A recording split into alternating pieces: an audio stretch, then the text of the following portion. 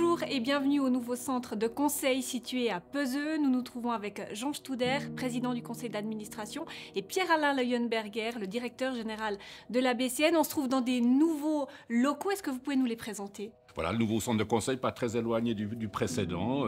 Nous rénovons tous nos centres de conseil pour offrir encore de meilleures prestations, être plus proches de notre clientèle. Et cette année, ce sera autour de Peseux, après Cernier, Chaux-de-Fonds, de l'Ocle, Peseux.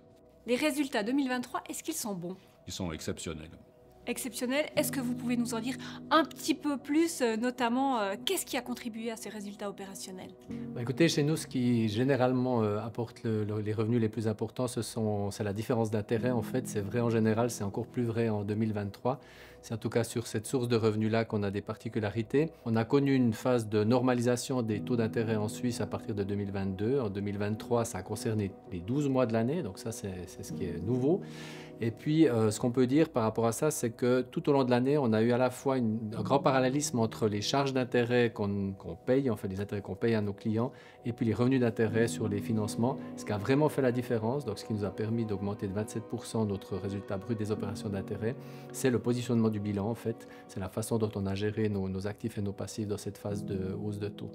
Donc ça, couplé au fait que les intérêts ont augmenté, mais à un niveau qui est tout à fait supportable pour la clientèle, fait qu'il n'y a pas de problème de solvabilité, fait que le portefeuille de crédit se porte bien, d'autant mieux, ça libère encore des provisions, et tout ça nous amène à un résultat de 137 millions, c'était un peu moins de 100 millions en 2022. Et puis à côté des résultats d'intérêt, on a également des commissions qui se maintiennent au même niveau qu'en 2022, qui est une année record. On a un résultat du négoce qui augmente aussi de 25%, donc ça amène les résultats d'ensemble de la banque à 180 millions.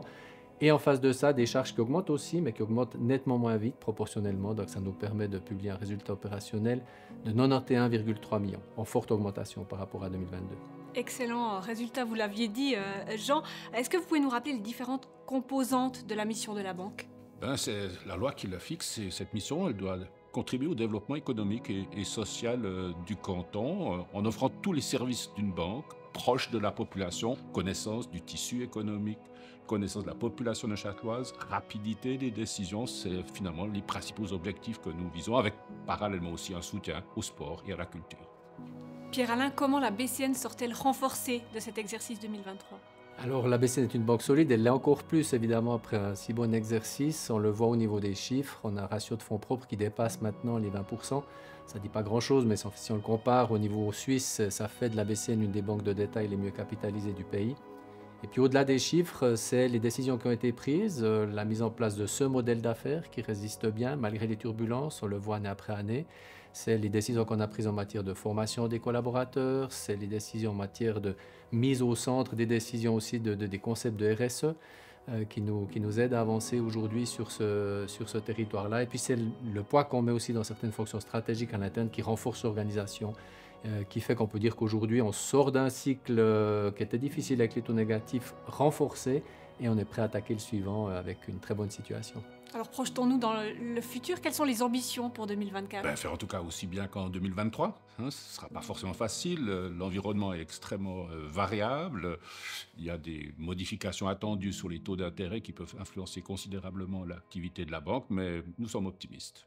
Quel est le message en guise de conclusion que vous souhaitez faire passer aux Neuchâteloises et aux Neuchâtelois ? Qu'on se réjouit de les accueillir, on se réjouit de les accueillir dans ces nouvelles installations, on se réjouit de les accueillir pour les accompagner dans le conseil, dans l'accompagnement, dans la gestion de leurs finances, dans l'accompagnement, dans la réalisation de leurs projets. On a en tête de faire évoluer un petit peu notre organisation aussi cette année avec un plus grand nombre de départements, avec cette idée qu'on veut vraiment garder le client au centre de notre intérêt et de notre attention. Merci Pierre-Alain, merci Jean et bonne journée. Merci, bonne journée. Merci à vous.